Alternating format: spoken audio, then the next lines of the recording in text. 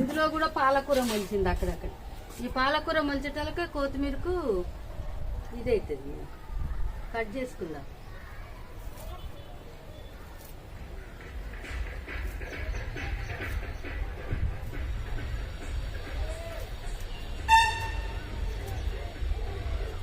పూతకొస్తే మనకి ఎందుకు పనికిరాదు. పూత వచ్చిందంటే కొత్తిమీర అంత స్మెల్ ఉండదు, బాగుండదు.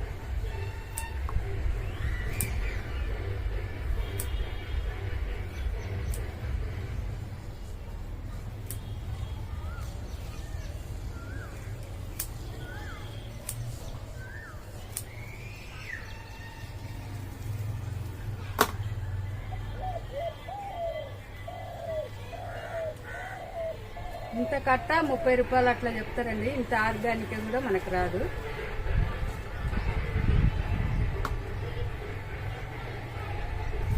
రెండు మూడు రోజులు నీళ్ళు పోయకుంటుండి మళ్ళీ తీసేసి మళ్ళీ కొత్తిమీర వేసుకుంటే వస్తుందండి. ఏదన్నా కూరలు వేసుకోవచ్చు.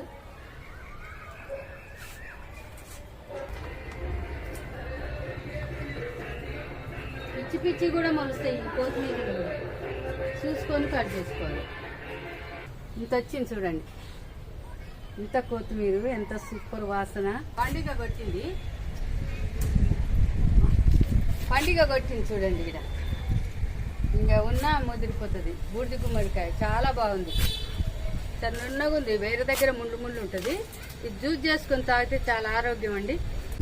ఈ పూత చూడండి ఎట్లా పట్టిందో. ఎప్పుడు కాస్తూనే ఉంటుంది. మనకు ఎండలో కొంచెం ఇదవుతుంది కానీ కాస్తూనే ఉంటుంది మనకు. ఇప్పుడు బీర చెట్లు అవన్నీ కూడా చూపిస్తాం మీకు. బీరకాయ చెట్లు, పువ్వులు ఇంత బాగున్నాయి చూడండి. ఇక్కడ లైన్, ఇక్కడ లైన్. బీరకాయలు వెళ్తే తెంపుకున్నప్పుడల్లా 1 కేజీ అని వెళ్తే సరిపోతాయి మన కూరలు. ఇక్కడ కాకరకాయ చెట్టు మాత్రం మస్తు వచ్చింది. దోసకాయ చెట్లు కూడా బాగానే ఉన్నాయి. ఇది ఎర్ర చిక్కుడు అప్పుడు ఏప్రిల్లో పెట్టిన ఇంకా కాపుకొస్తలేదు. ఈసారి సీజన్లో పెట్టుకున్నది తొందర కాపుకొస్తుంది. ఎప్పుడో పెట్టి కాకర చెట్టు చూడండి కింది నుంచి జమ్ముగా పోతుంది. ఇంతేనండి. చూసిరుగా కొత్తిమీర, గుమ్మడికాయ. ఉంటానండి. బాయ్ అండి.